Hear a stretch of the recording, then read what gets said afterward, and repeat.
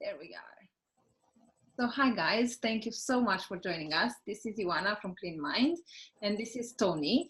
And we are going to talk about his amazing project, and he's going to tell you all about joy today. Today we're talking about joy. So Tony, come on, tell us. It's such amazing thing that you're doing there. So I need to know more. Tell me. Right.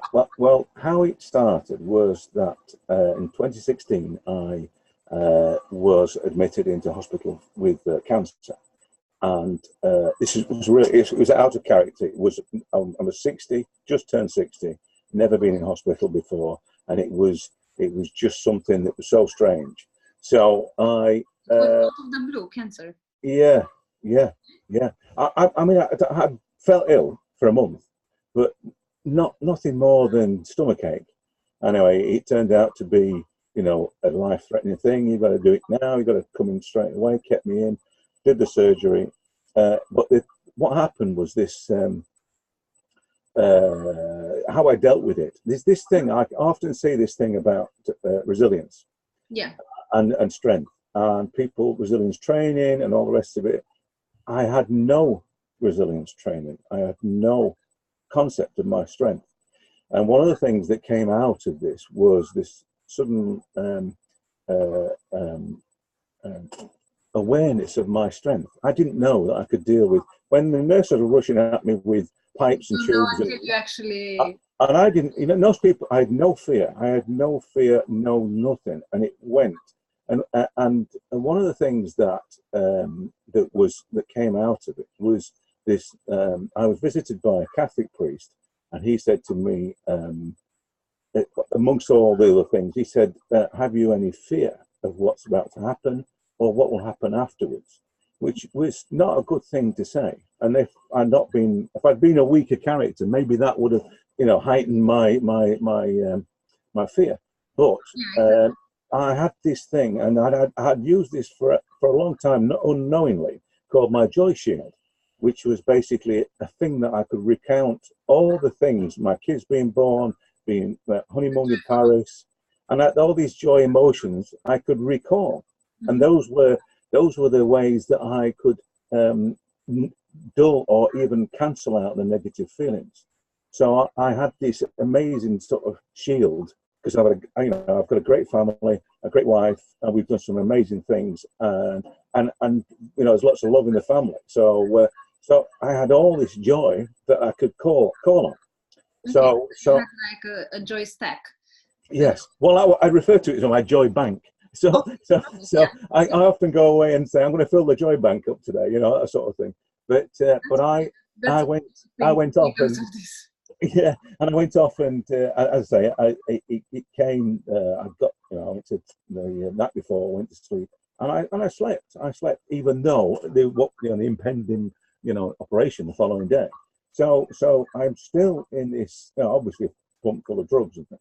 I go through the process. I'm in surgery for 8 hours, and came out of it, and I was still thinking about the joy principle, or I was still thinking about joy. It wasn't called the principle then, and I'd gone through all these things about having a joy bank, and then looking for joy in the day, and all the power of these emotions that I could recall, and how they were embedded in my consciousness, and everybody's really, because we all talk about count your blessings, or the things that are based in that essence of joy, and the fact that joy has been around since long before any religion, and even down to runic symbols for joy. So somebody knew the value of joy hundreds, thousands of years ago. So, but it's always been there. It's been used by religion as a form of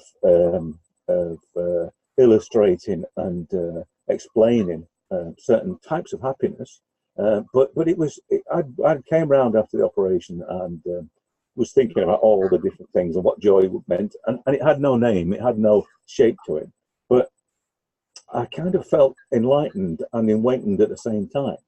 So it was a kind of awakening and enlightenment, and I suddenly yeah, I suppose it was an epiphany. Yeah, so it was kind of it went against. I was off work for 3 months, but it went against me not to work. And because I work in creative industries, I'm always thinking and always creating and always making things. So I had this drive to make the joy principle, or to give the joy thing some shape. And initially, all I wanted to do was produce joy shields, tiny little shields that were pins that you put in the collar. So, and they were like a touchstone. So whenever you felt that the world was a negative place, you could touch the joy shield, and it would trigger. An exercise in awareness, right? Conscious awareness. Yeah. So consequently, that's kind of how it first started. And I don't know if you can see this on here, but I use this, that's the rune for joy. That's the rune symbol for joy. And this is a little a piece of gold that my son made, and then cut the symbol into it, and that's my trigger. So I have that with me all the time. So that is my joy trigger, if you like, my joy shield in a way. But that's something for me. I don't really need it now, but in the early days, I would, and I gave all my friends a pebble with the joy symbol on it, because I was giving them joy. But I always gave them two, and said you must give one to one of your family or friends or a loved one. Yeah, so like they gave joy. They passed joy on to somebody else. So that was symbolic of the passing of joy.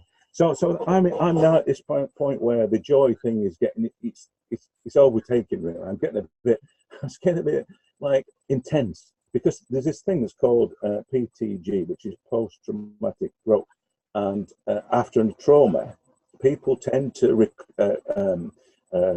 recover faster if they can share their recovery with somebody else. So if they've, like me, had an awakening, I share my awakening with other people. So I wanted to share my epiphany. I wanted to share that with other people.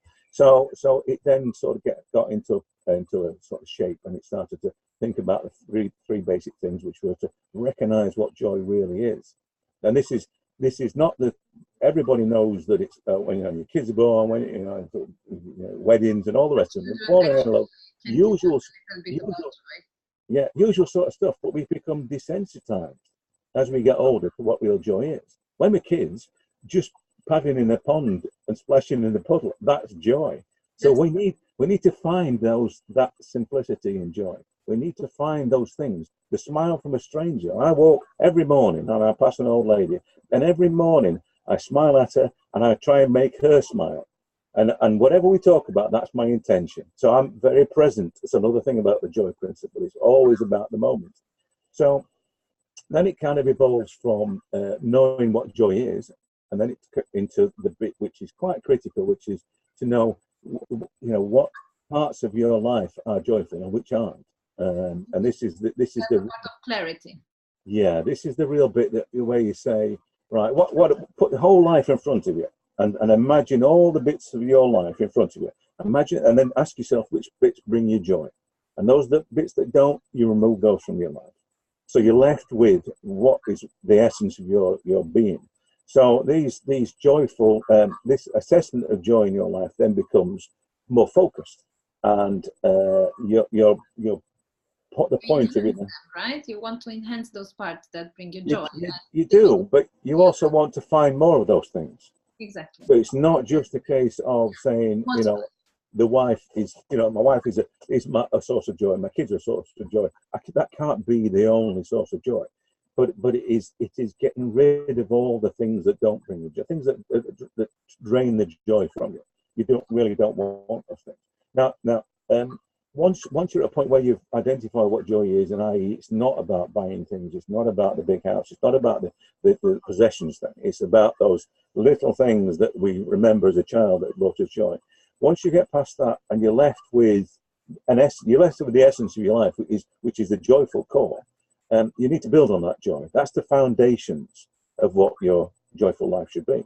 So after that, then you start to then look for joy outside your core, outside the foundation, but trying to avoid negative joy if you can. Now, there's times when you can't, and there's times when I go into meetings with customers and clients, and they're not nice meetings, and there are people in there that are people that have no joy. and people then they're in there that are suffering because the meeting is not a joyful meeting; it's a joyless meeting. So my job in those meetings is to be the joy. Okay. If there is no joy in the moment, then it's my job to be the joy.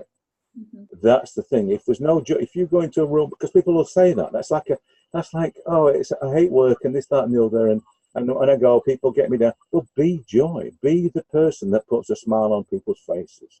Be the person that people want to be around. Be joy, and then the situation changes. Suddenly, you're taking control. The best kind of meeting you want to be in is one where there is no joy, because that's the point when you can spread joy. You can be joy. You have the power. You have the control of those situations. So it's great. So people say, oh, I never hang around with negative people. They always drag me down. Oh, wrong answer. Be around negative people. It's your job to make them not negative. It's your job to make them joyful and positive. It's that massive power that you've got. But everybody I run away from negative people. It's the wrong answer.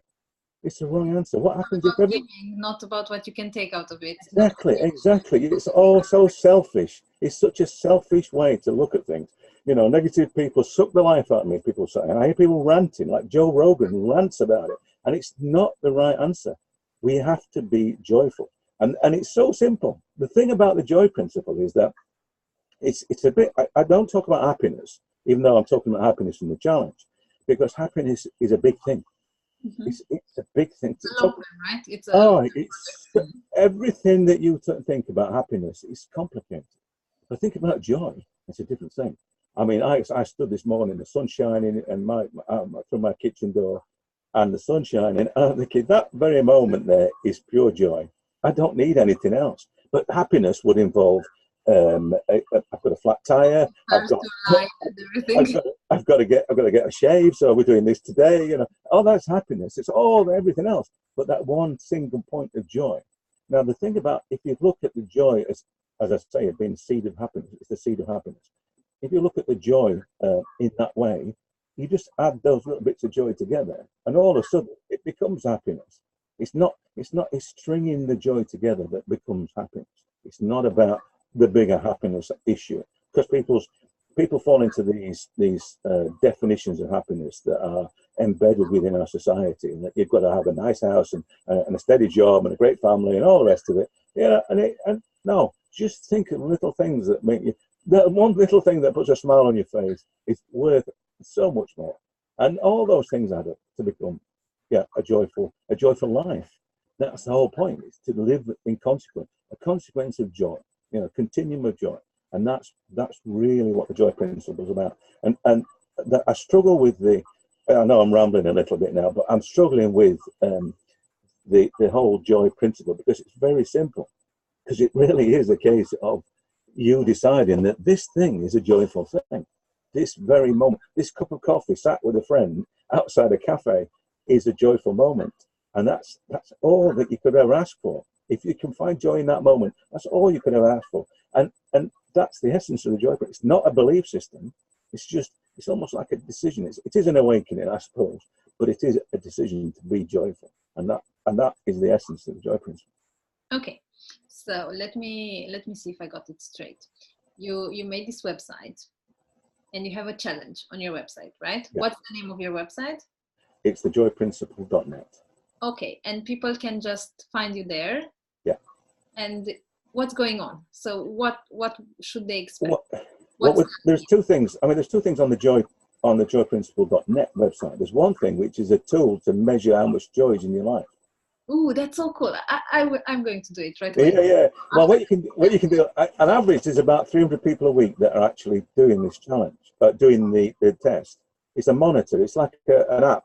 Basically, it asks you to calibrate the app to start with, and then it asks you a series of questions, which are about your family, your friends, the world around you, which is quite a good source of joy, and then the things that you own. It asks you to value all those things. Once you give them all a base value, it then asks you a series of questions, and it gives you a percentage. So on average, my joy rating is around 76%. Can you have 100% joy rate? Yeah, but you'd be lying. You'd be lying if you did. You'd be lying. Okay, what about the Dalai Lama or the enlightened people? Yeah, but the thing is that the Dalai Lama, I mean, I suppose those sort of people could be, because it's their job. It's their job. It's like the meditation thing. If they're professional meditators, so I mean, if they can't find joy, then who can? Who can find happiness and joy? But everybody, normal people, will probably be around the average. If you look on it, it tells you what the average is every week. So on the average, is around about 70%. So people are coming and they're you know, it's because it's people are quite happy, right? Yeah, it can change, and it can change. Some people, some days you might not have much joy. The thing is that if you sign up for it, if you can use it for nothing, but if you sign up for it, it's still free. You can log your joy every week or every however many times you do it. So if you do it once a month, you'll see a pattern. It'll give you a graph and see where your joy patterns are. So you'll say, well, that month in December, I was really joyful, and you can see it's got 99%. But in some months you might find it's lower. But the whole point is not the monitor. The whole point is not to do it. The whole point is asking the questions. Because I don't care if you do it or not. I care that you are asking. First of all, you consider the value of those things in your life, your family, your friends, and the world, and the things. About that exercise in awareness and gratitude. Exactly. I'm not a fan of gratitude, but I know what you're saying. It's all about just the awareness. I had this discussion about conscious awareness recently, that people didn't understand what that meant, and it was like, you know, just an understanding of your being, your emotion, and your presence. And that's what I'm thinking. People. In my opinion, at least, it's like being aware of the things that are happening and choosing how you interpret the events in your life. It is actually your choice, and it is something of personal responsibility, in my opinion. It is, yeah, it is definitely. It is. I think that people don't understand that the choice thing is such a powerful thing. You can choose to smile. Yeah, totally. You can choose to be happy. You can choose not to be where you are right now. You can choose to make someone else happy. And all those that we forget all those. We live in a world full of choice, but all it is just in my opinion, you can also choose to be angry and upset. Yeah. Anyone for it. It is your choice. Exactly. This is what the whole month about. The relationship you have with yourself and personal responsibility, and just realize that you are doing it. No one else is living it. No. But if your choices are built on the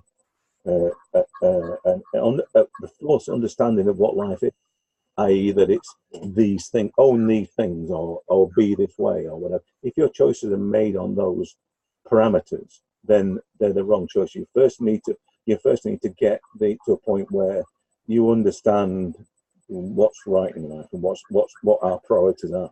And once you get to that point, then you can make valid choices. This thing about educated choices, that's what it is. It's about making educated choices. But the education is often not from books.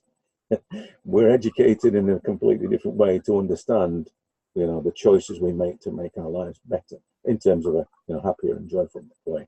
But unfortunately, people's choices are too influenced by social media or whatever else. We're not making the right kind of choices, and you say it's critical. It's a critical point. That sounds amazing.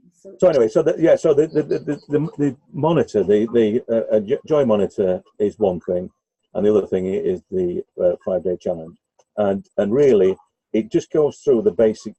It goes through the basic 3 steps, which is this: to recognize what joy is. Second one is to sort of have a clear out, build the foundation of your life on a core of joy, on a foundation of joy. And the third one then is to put it into practice, to live, the joyful life by looking for joy in the moment. That's the critical thing, because that is if you practice this, if you can just say to yourself at any time in the day, and the one moment is the joy in this moment. It's a strange thing. It's a real strange thing that you consciously, this we're talking about conscious, where is there joy in this moment? And it just changes your attitude to things. And then and plus it makes the persons around you be more joyful, because the thing with the mirror neurons that scientists have just discovered, that when a person is smiling, you're smiling back at. Yeah, it's infectious. Yeah. You're making the mood. Yeah. So it's actually helpful to be joyful, because you can bring joy. It is like a virus. It spreads. It is. And then on the fourth day, it's about using joy to protect yourself. Now, this is the thing about when I was in the operation and I was going through, my shield, the joy shield, which was, and my joy bank was full of joyful moments in my life, which I could recall. Because the one thing about joy is that it never leaves you. It's always with you. And maybe the focus may be on the visual. You know, I remember it was in Paris. We only moved into Paris and all that kind of thing. But if you can recall the emotion, and this is a thing where I liken it to, sometimes you smell something and it brings you back to a place and a time. The smell, actually, it can trigger that. A piece of music on the radio can take you back. Now, if you can do that with joy, you can feel those emotions all over again. So if you can use do joy that, as a sense. I suppose so. Yeah, it's an emotional sense. You know, so I suppose you could use it that way.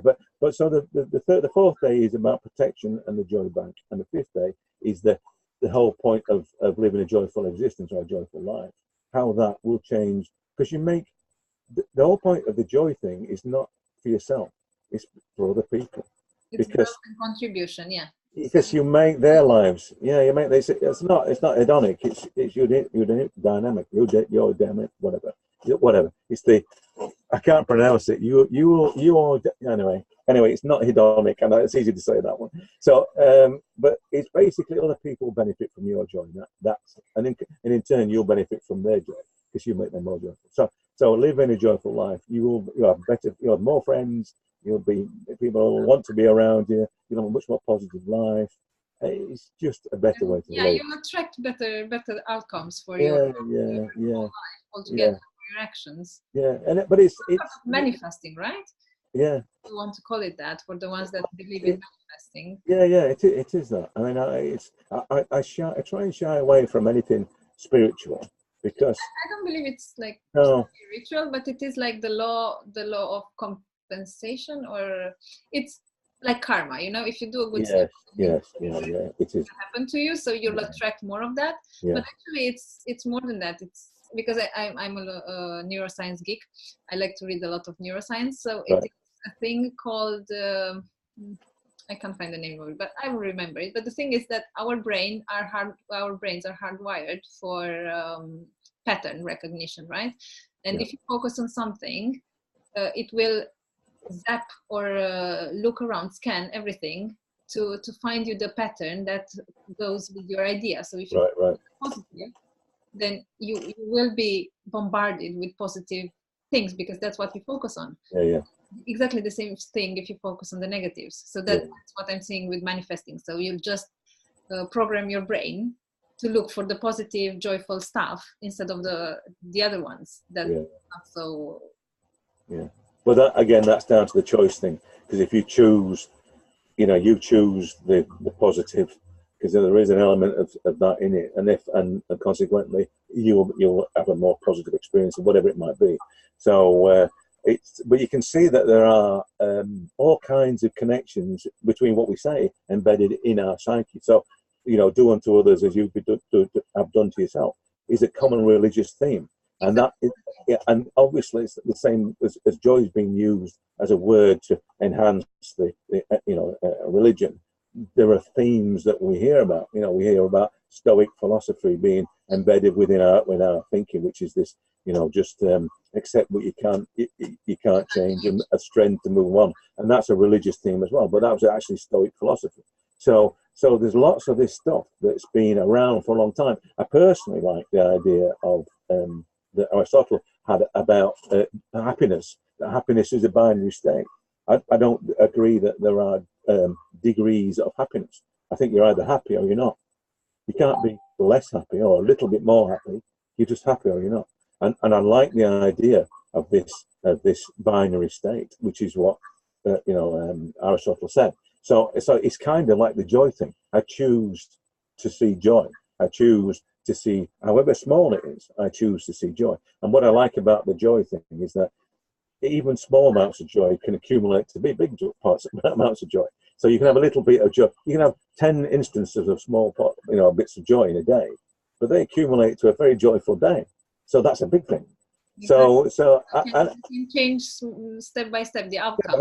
Exactly, yeah. But your expectations aren't that great. So if you're thinking, oh, joy is only attached to falling in love with the right person, I mean, that's never. Well, it's going to happen, but it's going to happen a long time down the road. So you want joy now. So just think of it now. Think of a new pair of shoes, or a walk down in the morning. When I walk around in the morning for 2.5 hours, I walk every morning, and that is a joyful event. That's the birds are singing, the sun's shining. That's so joyful. But one of the things that is quite critical to me is that I wake up every day, and before I get out of bed, I always say there will be joy in this day, and that's my mantra every day, that there will be joy in this day. I don't know where it's coming from. Sometimes I do know. This is for me is a joyful thing. I was looking forward to something bad happens. What happens when something bad happens? Yeah, because come on, let's get real. Bad things still happen, so you can't avoid them or just wish them. No. But you can cope with them, because, as I say, with the cancer thing, I had 6 people inside of my stomach and and injecting me with God knows what drugs. And that's the most unhappy moment to be in. But I was strong because I had my joy shield, and that was my strength. I dealt with that mechanism you're building. Exactly, yeah. That adversity as well. Yeah, so it's a protection. It's a shield. I get it now. So one more question I have. I, as a non-specialist and just a friendly Joe, I'm just coming into your website, and I see this challenge. Is there anyone to guide me? Is there some steps, some more counseling, or is it just this challenge and the meter of the joyful? At the moment, it is just the challenge is run through a Facebook group. Mm-hmm. So there will be that you can have support. Yeah, I want. There's only going to be 100 at a time. I can't. I've just done a challenge, and it was thousands of people in the challenge, and I cannot see any point in that at all. So this will be 100 at a time. So I'm going to do them in cohorts of 100, so people will just. If you want to take the chance, just make sure to be in the 100. Yeah. Well, no, because I'll do 100, and then I do another 100. Okay, so it's going to be a recurring topic. Yeah, it's going to be all the time, but it's just I'll only do it 100. Yeah. No, it's not. But I can't imagine trying to cope with 100 people, on this challenge. I want to help everybody, so it would be too much for me. People, okay. It's more manageable, isn't it? People can find you on your website. Can we have that again? Yeah, it's thejoyprinciple.net. Joyprinciple.net. Okay, and they just easy peasy come in and just register. Just register. Yeah. They'll get an email, and then when I get to the first 100, I just email everybody saying, right, we're going next Monday. And then the next batch is ready for the oven. Well, I just sequence everybody. I'll just sequence it. So the people will never know if they're in the first 100 or the last 100. I just sequence everybody. But I wanted it to be more manageable and beneficial. And this is totally free. Yeah. That's amazing. So that's an incredible thing you're giving to the world. And yeah. It's not to me. It doesn't seem like a big thing to me, but it's only what I do anyway. Yeah, I do it anyway. I talk to everybody and talk about the joy thing, and I sound like I'm a bit of I'm preaching a bit sometimes, and I'm aware of that, but I had the same thing when I found meditation. So I'm a meditation junkie, right? I don't know if you can call that, but I'm a meditation junkie, and it's again the same thing about finding the moment and being aware of the present moment. So it's pretty much the same thing. Yeah. And I was like that. Okay, you must meditate. You must do it. Yeah. What's wrong with you? You've got to do this. You just have to do it. It's like that. And with the joy, it's just you just have to see it and recognize it and enjoy it. Yeah. But people, the thing is that some people don't get that. You've got that fire for this thing. You've got that. inspiration or whatever for this thing, and not everybody shares that. It's like you found it, and you want to share. It's natural. You want to share something great with people, and that's how I feel about the joy principle. I want to share. It's natural. I'm with you on that. But it's not, and it's not, it's not like you're trying to poison anybody, sort of, just, this is a great thing, please take it, it's a gift, but no, even sometimes I think you'd have better luck if you charge people, because in some ways they think it was worth more, but it's not. They invest something. Yeah, it must be worth something because it costs money, but I don't want to do that. I mean, ultimately I will end up doing something, whether to monetize it, but I've no idea what. I'd rather say, this is what I've done, this is what I share it with people, and see what happens. I'm not really, because that's how it happened anyway. To be quite, I had no control over it when it came. And I would get up at 4 o'clock every morning and write loads of notes about enlightenment and about happiness, and these were just pouring out of me. I have no idea how it came to me. And somebody said it was an awakening. I'd had an awakening. So awakening, something like that. Yeah, no, sort of religious thing. And I thought, oh no, that's not that. It was just, I think it was to do with plasticity. This thing about, talking about neuroscience. And I think it was to do with that, because I'd read something about when people go through trauma, how the brain reshapes itself, it rewires itself. And the neurons that are exposed are fresh neurons that haven't been poisoned by your life, all this rubbish. So these are new neurons. Programming, actually. Yeah. And so the product of our program. Yeah. So you get these fresh neurons, and I think it was those. And in those fresh neurons are the innocent senses. This thing about happiness, this drive to be happy, is based in our fundamental neural programming. So it's that happiness that is embedded. And that's what I think. That's what triggered this desire to be happy. Well, most people go through that and they've had a near-death experience.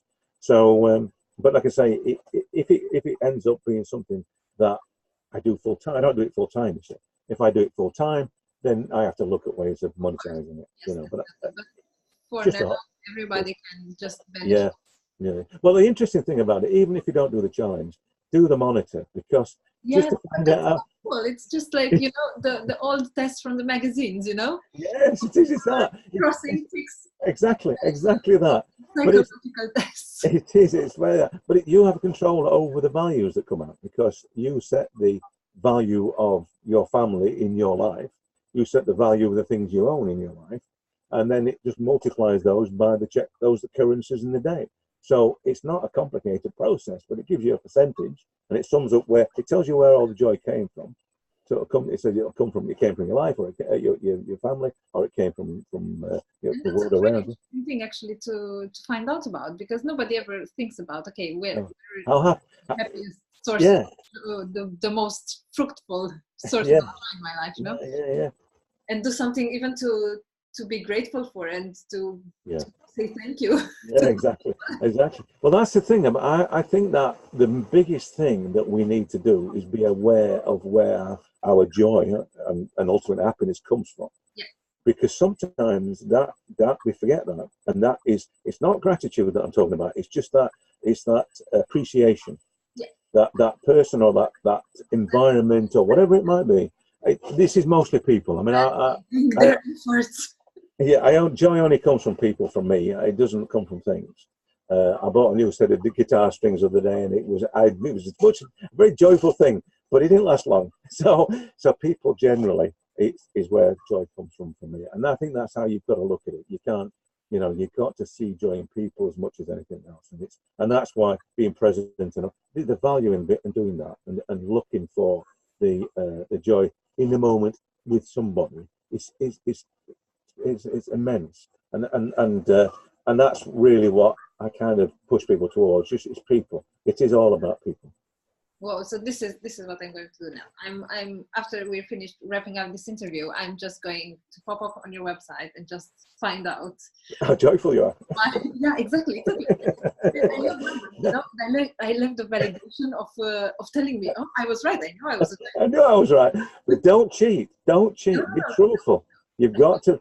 I've got people that come on and they do it, and they say, oh, I was 100%, and I can see all the figures. And I check, and there's just no way, because some of the things he said, this guy said he got the value of his things he owned was zero. You know, the world around him was 100%, and the family were 100%, and friends were 100%. That's not true. The world around you, yeah, the friends have got, your family's going to be the most important thing. Somehow, you know, I mean, come on, let's not lie to ourselves. Exactly. This is not. I mean, ultimately, you know what you're doing with this thing. Ultimately, the Joy Monitor could compare, because if you sign up for it, you have to put down your age group, and you have to put down where you are in the world. So that data, that's also a huge part of. So you could compare the data. So at the moment it tells you that there are 70%, on average, people of the last week, last 7 days, people are on an average this joyful. So if you have that data in the back end, not most people don't sign up, it doesn't matter. But if you signed up for it, you could compare your happiness or your joy levels with the people who lived in the same area or perhaps didn't.